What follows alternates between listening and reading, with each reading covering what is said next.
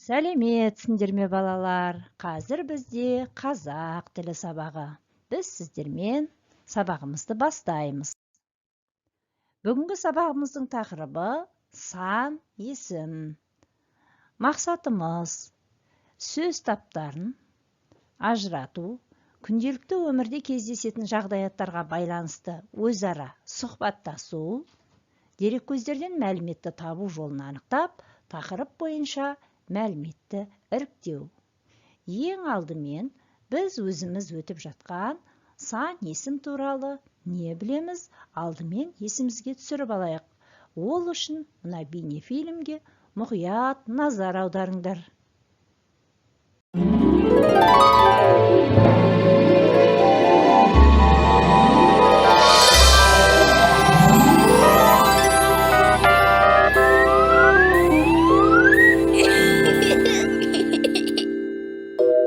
Ай мектеп.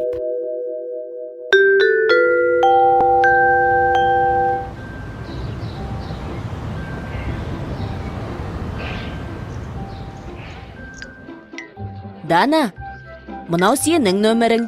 65 саны жазылған. Жоғалтып алма, осы нөмірмен киіміңді аласың. Ал мынау біздің 2 билетіміз. 7-ші қатардың 23-ші, 24-ші орындарына отырамыз. 11-ге 15 минут қалыпты. Әлі уақытымыз бар. Сондықтан мен екеумізге 2 балмызда қалып келейін. Сен мені осы 1-ші қабатта күте тұр. Тұра тұрыңызшы аға, не деген көп сандар? Мен шатасып кеттім. Иә, Дана. Біз сандарды есеп шығаруда ғана емес, күнделікті өмірде де жиі қолданамыз. Қарашы, сағатта, күнтізбеде, билеттерде сандар бар.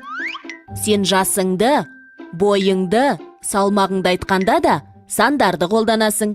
Сондықтан есіңе сақтап ал. Заттың санын, ретін білдіретін сөздерді сан есім деп атайды. Сан есімдерге қанша, неше, нешінші деген сұрақтар қойылады. Сан есімдер туралы бейнефильмді көріп болсақ, енді тапсырмаларға назар аударайық. Мәтін беріліпті. Теңіз көлі Ақмола облысының аймағында орналасқан.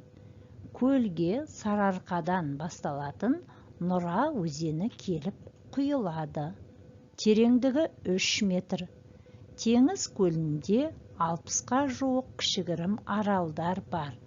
Бұл жерде балықтардың 10, сүтқоректілердің 35 түрі кездеседі. Бұл мәтін бізге Қазақстанның өзен көлдері кітабынан алынған екен. Енді осы мәтін ішінде ерекше леніп тұрған аймақ деген сөзге назар аударайық. Аймақ деп белгілі бір жерді айтады. Яғни Теңіз көлі Ақмола облысында орналасқанын білдіріп тұр. Енді мәтіннен сан есімдерді табайық. Ішінде қанша, неше деген сұраққа жауап беретін. Тереңдігі неше метр? 3 метр. Қанша арал бар? 60-қа жуық.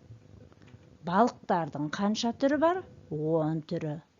Сүтқоректілердің қанша түрі кездеседі? Яғни 3, 60, 10, 35. Олар сан есімдер. Сан есімдерге қанша, неше, нешінші деген сұрақтар қойылады. Келесі тапсырма. Өлеңді оқып, сан есімдерді табу керек. Бір топ бала тоғаннан 15 балық ұстадық. Бөліскенде оларды әркімге тиді 3 балық. Сынайын бір, ал сені, бала саны қанша еді? Тағы бір рет оқып берем. Бір топ бала тоғаннан 15 балық ұстадық. Бөліскенде оларды әркімге тиді 3 балық. Сынайын бір, ал сені, бала саны қанша еді? Біз көбейту бөлу таблицасын үйрендік. 15 балықты 3 балаға бөліп берсек, балалар, неше бала болады? Ойланамыз. Дұрыс, 5 бала. 15-ті 3-ке бөлгенде 5 шығады, 5-ті 3-ке көбейтсек 15 шығады. Әр бала 5 балықтан аулаған. Енді ребусқа назар аударайық. Қандай сөз шығады екен? Бір қазан. Бір қазан деген балалар. Құстың аты, ол құс қандай құс, және қай жерде тіршілік етеді, ол туралы түрлі интернеттен немесе энциклопедиялардан біліп алуға болады. Енді бүгінгі өтілген сабағымызды қорытындылау мақсатында тестке назар аударайық. Бірінші сұрақ. Заттың санын білдіретін сөз табы.